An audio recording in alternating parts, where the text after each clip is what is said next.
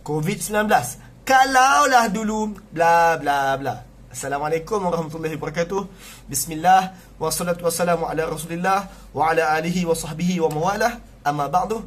Saya Nazar Al-Jibra dan hari ini adalah hari kelima Perintah Kawalan Pergerakan. Hari ini hari Ahad 22 hari bulan 3 2020, 3.15 minit petang. Tuan-tuan, hari ini saya nak berkongsi dengan tuan-tuan sedikit sharing daripada Al-Quran. Saya nak kongsikan beberapa petikan komentar Allah Ta'ala tentang isu yang kita sedang hadapi ini daripada surah Ali Imran.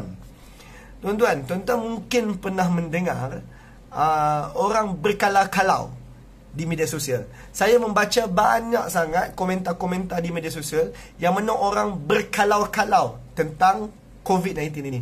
Orang berkalau-kalau tentang masa lalu. Mungkin tuan-tuan pernah mendengar bunyi seperti ini. Kalaulah dulu kerajaan awal-awal lagi halang kemasukan orang China masuk Malaysia, mesti hari ni bla bla bla bla. Ataupun tuan-tuan mendengar orang menyebut seperti, kalaulah dulu kita buat lockdown ini sejak hari pertama kes ini lagi, waktu tak ramai lagi kita buat lockdown dah, mesti bla bla bla bla. Ataupun mungkin tuan-tuan mendengar, kalaulah hari ini Dr. Zul masih lagi Menteri Kesihatan kita dan Mat Sabu masih lagi Menteri Pertahanan kita, mesti bla bla bla bla. Tuan-tuan, sama ada mesti itu dalam bentuk positif ataupun negatif, yang pentingnya semua ayat-ayat contoh saya beri tadi adalah benda yang kita dapati rakyat Malaysia bercakap tentang masa depan, tentang masa lalu. Mereka berkalau-kalau tentang masa lalu. Soalan yang patut kita tanya hari ini adalah, adakah sikap kita yang sentiasa berkalau-kalau tentang masa lampau ini adalah satu sikap yang bagus? Adakah ia satu sikap yang dipuji, terpuji dalam agama kita? Tuan-tuan, hari ini sebenarnya isu berkalau-kalau ini Allah ada menyebutnya dalam Al-Quran, dan hari ini kita cuba untuk kongsikan bersama. Allah menyebut dalam surah Ali Imran. Allah menyebut dan berkomentar tentang isu ni dalam surah Ali Imran ayat 156. Apa Allah sebut? Allah berkata, Ya ayyuhallazina amanu, wahai orang-orang yang beriman. Saya beriman, tuan-tuan beriman, maka ayat ini adalah tadabbur untuk kita, arahan untuk kita. Allah memerintahkan, Ya ayyuhallazina amanu, wahai orang-orang yang beriman, jangan, la takunu kallazina kafaru, jangan kalian jadi seperti orang-orang kafaru, orang-orang yang ingkar itu. Ayat ini, perkataan orang-orang yang ingkar dalam ayat ini, allazina kafaru dalam ayat ini merujuk kepada orang-orang munafik di Madinah pada waktu itu. Poin dia, munafik. Satu orang yang kelihatan Muslim, tapi mereka sebenarnya tidak berakidah dengan akidah Muslim. Apa Allah sebut? Wahai orang beriman, jangan kalian jadi macam orang-orang ingkar, si munafik tu. Apa yang munafik buat? Waqalu, orang munafik ni akan berkata, waqalu li ikhwanihim idza darabu fil ardi aw kanu uzza. Orang munafik akan berkata kepada saudara-saudara mereka sewaktu saudara mereka itu darabu fil ardi, satu saudara mereka itu keluar bertebaran di muka bumi ni, pergi ke sana ke sini, au kanu uzzan, ataupun saudara mereka itu pergi berperang. Orang munafik akan cakap apa?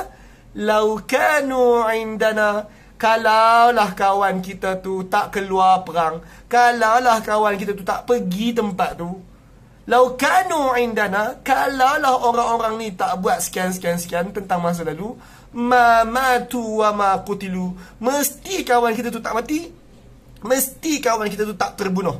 Tuan-tuan, ayat ini menunjukkan bahawa Allah sebut apa tadi? Jangan kamu jadi macam orang munafik. Orang munafik buat apa? Mereka cakap kepada saudara-saudara mereka, sewaktu saudara mereka nak keluar pergi ke sana ke sini atau nak keluar pergi berperang, mereka kata, kalaulah mereka tinggal bersama-sama kita, kalaulah mereka tak keluar pergi tempat tu, kalaulah mereka tak sekian, tentu mereka tak mati, tentu mereka tak terbunuh. Tuan-tuan, Allah kata jangan jadi macam tu. Sambungan ayat itu Allah berkata, liyaj'alallah zalika hasratan fi qulubihim. Allah menjadikan perkara itu untuk menimbulkan hasratan, untuk menimbulkan rasa penyesalan dalam jantung hati mereka. Dengan menyebut-nyebut kalau yang berkaitan tentang masa lalu, bila kita berkalau-kalau tentang masa lalu, zalika hasratan fi qulubihim, Perkara itu hanya menyebabkan timbul rasa penyesalan, menyesal tentang masa lalu. Dan Allah kata itu tak bagus. Allah kata itu tak bagus. Berkalau-kalau menyesal, mengeluh tentang masa lalu, ianya bukan sesuatu yang bagus. Bukan sesuatu yang bagus. Allah sambung, Allah berkata, Wallah yuhyi wa yumit. Allah Ta'ala yang menghidupkan, wa yumit. Dan Allah Ta'ala yang mematikan. Wallah bima ta'maluna basir. Dan Allah melihat apa sahaja yang kita sedang lakukan. Tuan-tuan, Allah yang menghidupkan dan Allah mematikan. Tidak ada kaitan satu orang tu buat apa di masa lalu dengan apa yang berlaku kemudiannya. Allah yang menentukan segala perjalanan takdir. Mati dan hidup telah ditakdirkan. Kita selaku orang beriman dan bukan munafik, kita sangat yakin bahawa mati, hidup, jodoh, ajal, rezeki, segala-galanya telah tertulis, takdir. Maka Allah highlight di sini, perkataan-perkataan orang munafik itu adalah salah. Salah bahawa mereka berkalau-kalau, kalau berlaku sebaliknya seperti yang mereka cadangkan, maka akan berlaku konsekuen yang berbeza di masa hadapan. Jawapannya tidak. Sesuatu yang ditakdirkan, apa sahaja yang berlaku di masa lalu, apabila sesuatu itu telah ditakdirkan, ia tetap akan berlaku. Sebab itu Allah highlight bahawa Allah yang menghidupkan dan mematikan, bukannya perbuatan kamu yang A ataupun B yang menyebabkan kamu mati ataupun kamu hidup. Allah yang menentukan takdir, mati atau hidup. Allah berkomentar lagi tentang perangai munafik ini. Allah highlight isu yang sama, tapi kali ini dekat ayat 168. Dekat ayat 168, Allah berkomentar lagi tentang ciri munafik. Allah berkata, Allazi qalu li ikhwanihim.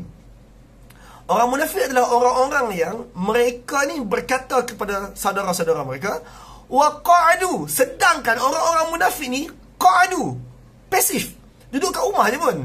Tuan-tuan, saya nak sebut di sini, majoriti kita bukanlah orang yang sedang menyumbang untuk menyelesaikan masalah COVID-19 ni. Kita bukanlah orang yang menyumbang majoriti kita. Ataupun kalau kita menyumbang, kita hanya menyumbang dengan sangat minima. Majoriti kita adalah orang yang duduk dekat rumah. Itulah cara sumbangan yang kita lakukan sekarang. Kita bukannya orang yang berada di muka depan, di frontliner. Kita bukan orang yang berada di medan hadapan. Kita bukan juga orang yang menjaga di jalanan sekarang. Kita bukan polis tentera yang sedang menyumbang kerah tenaga kita untuk COVID-19 ni. Majoriti kita hanya orang yang duduk depan laptop, depan komputer, depan TV, duduk kat rumah, scroll. Kemudian kita mula memberi suggestion. Yang mana suggestion tersebut, kalau suggestion yang membina tak apa, tapi kebanyakan kita hanya menunding jari dan menyalah-nyalahkan. Dan lebih teruk, kita adalah orang yang sudahlah pasif, kemudian kita berkalau-kalau pula. Kita duduk kat rumah tak menyumbang, kemudian kita berkata pula kepada saudara mereka, kepada saudara kita, orang yang menyumbang, dengan ayat-ayat seperti munafik. Apa Allah sebut? 168 Ali Imran 168, Allah berkata, Allazi qalu li ikhwanihim wa qa'adu. Orang munafik adalah orang-orang yang berkata kepada saudara-saudara mereka, sedangkan mereka tu pasif sahaja, tak buat apa pun. Lau ata'una ma qutilu.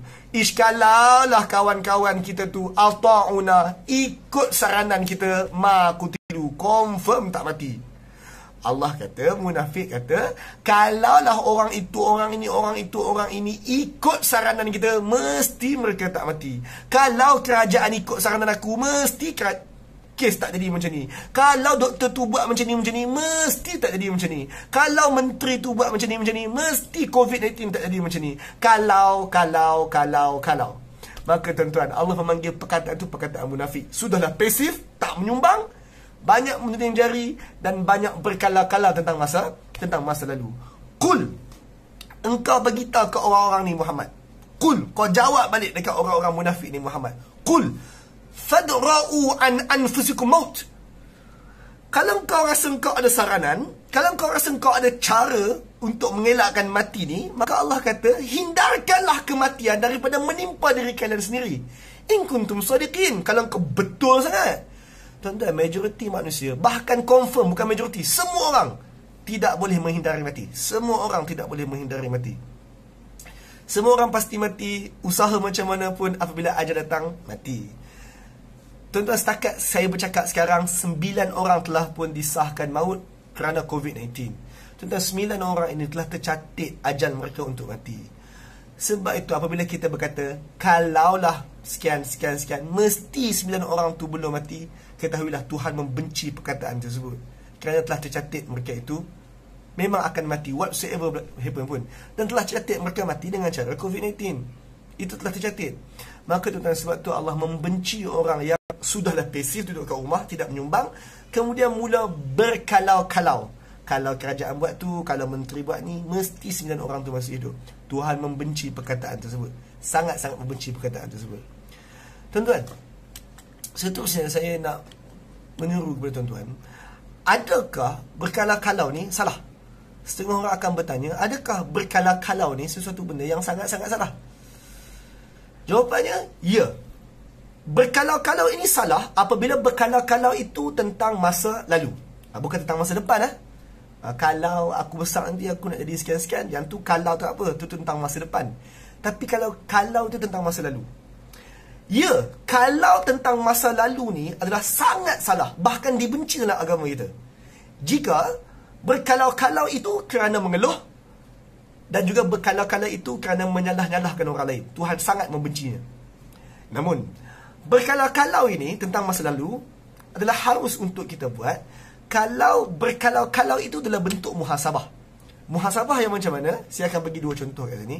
1, kita boleh berkata, next time, kita perlu pastikan pihak universiti tak arahkan pelajar balik kampung. Kalau tak, kita akan ada mass gathering macam berlaku baru-baru ni dekat station bus.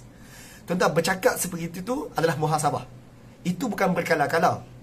Itu adalah cara muhasabah yang patut. Instead of kita berkata, kalaulah dulu pihak you tak arahkan pelajar balik kampung, mesti bla bla bla bla.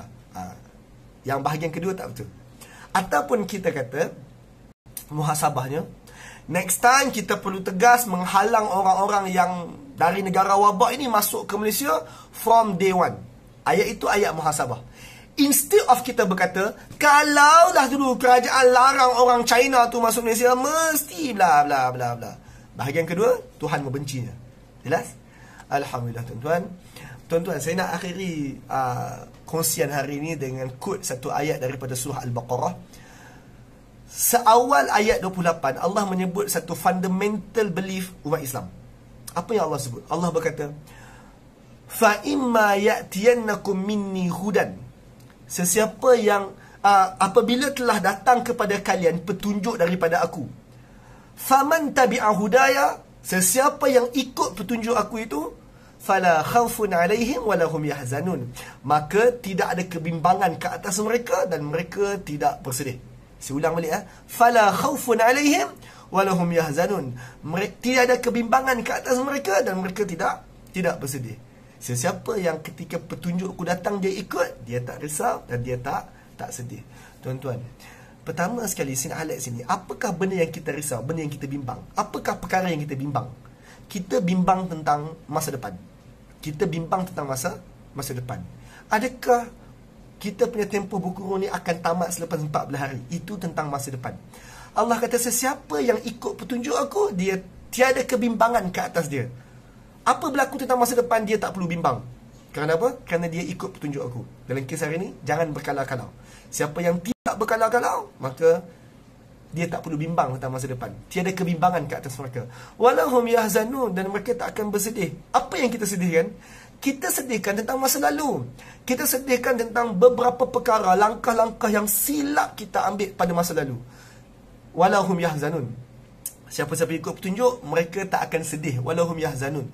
Justru itu tuan-tuan, kita tak perlu mengeluh. Kita tak perlu bersedih tentang masa lalu. Kerana kita adalah orang beriman. Masa lalu telah pun berlaku. Bimbang tentang masa depan, sedih tentang masa lalu, langsung tidak mengubah apa-apa. Bimbang tentang masa depan, sedih tentang masa lalu, langsung tidak mengubah apa-apa. Sebaliknya, tindakan kita, muhasabah yang kita ambil, ia akan mengubah sesuatu. Maka tuan-tuan, kesimpulannya, berkalau-kalau tentang masa lalu, mengeluh ini, pertama dia hanya menimbulkan rasa penyesalan. Dan menimbulkan rasa penyesalan. Menyesal tentang masa lalu itu adalah perbuatan negatif.